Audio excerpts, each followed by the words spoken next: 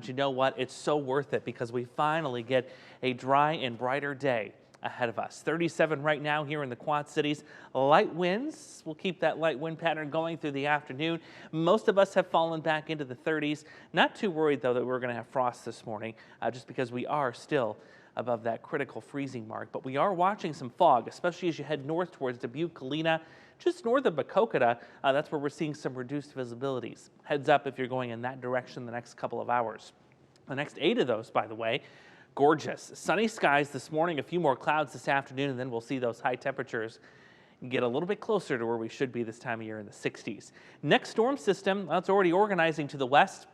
Here across the Four Corners region, where we're watching low pressure start to get its act together. There is some moisture streaming up ahead of this into parts of Nebraska, Kansas, Oklahoma.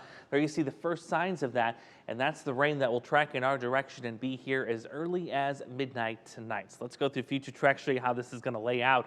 64 gorgeous degrees this afternoon, light winds, a couple of clouds, and then more clouds will arrive tonight. The showers, those will be here after midnight. You see those working up from the south. Nothing too heavy, just another generous soaking rain as we drop into the 40s overnight. Tomorrow morning, a wet start to the day. And it does appear that most of the rain, this system is going to be concentrated to the east of the Mississippi River. So our Illinois hometowns will be the winners for rainfall this time. Temperatures tomorrow with all the clouds and rain a little cooler. We'll be into the upper 50s. Break from that rain tomorrow night, but a new surge of moisture coming up from the south that'll be here for Friday. Let's take you through the next 8 days. So you see the rain does continue through the end of the work week. Still going to be a little cool too. How much additional rain are we expecting? Let me take you through the model, show you where the heaviest is going to be falling.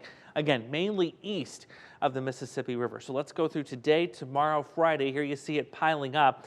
Where the yellow is, that's more than an inch worth of rainfall, and that certainly looks like it's going to be east of Interstate 39. Overall, very similar to what we saw yesterday. Most of us about a half to 3/4 of an inch. Mother's Day, downright gorgeous. Sunny skies, highs in the low 70s.